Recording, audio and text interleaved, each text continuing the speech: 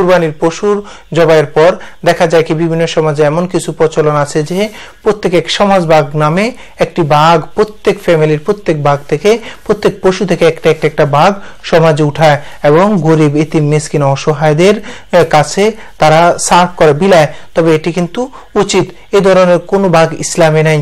আপনি যদি কোনো ব্যক্তি যদি নিজে কুরবানি দিয়ে কোনো গরিব এতিম মিসকিনের কাছে নিয়ে দিয়ে আসতে চায়, এটা তার একান্ত ব্যক্তিগত জিনিস, কিন্তু আপনি সমাজের পক্ষ থেকে স্বপ্রণোদিতভাবে প্রত্যেকের থেকে হয়তো দেখা গেল আপনি এমন একটা জনের কাছে গেলেন, সে হয়তো অন্তর দিয়ে সেই বাঘটা দিচ্ছে না, কিন্তু সমাজের নিয়ম রীতির কারণে সে বাঘটা দিতে বাধ্য হচ্ছে, যার কারণে তার কোরবানির ক্ষেত্রে দুর্বলতা হয়ে যাবে।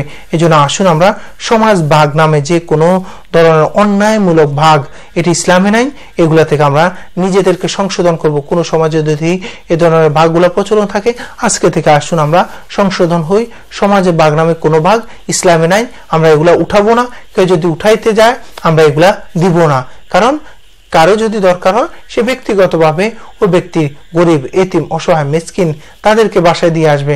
সমাজ থেকে একেবারে স্বপ্রণোদিতভাবে সবার বস্তুগুলো নিয়ে তাকে দিয়ে আসার কোনো দরকার নাই। এই জন্য আমরা আসুন এ থেকে নিজেদেরকে অ্যাভয়েড করব।